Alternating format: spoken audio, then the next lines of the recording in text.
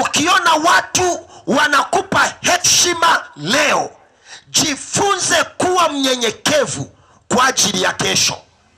Kuna heshima ya leo na kuna heshima ya kesho pia. Nimewahi kuona kuna watu katika dunia hii, akipata mafanikio anakuwa na kiburi.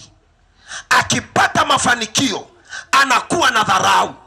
Akipata pesa anaongeza mwanamke kuoa.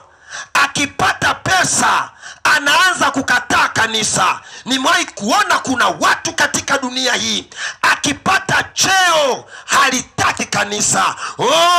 Sikia mtoto wa Mungu, maisha ya leo yanatengeneza maisha ya kesho.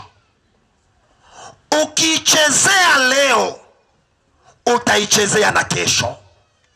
Kama leo hauna heshima, kesho hautapata heshima. Magoti, unaongea kitu gani? Huje kuona kuna watu, Pastor Nyakundi, akipata hela anaanza kunywa pombe. Kabla hajapata hela alikuwa hanywi pombe.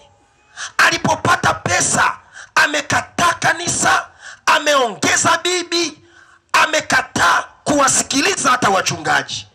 Anasahau kuna hela inaitwa Alfa na kuna hela inaitwa Omega.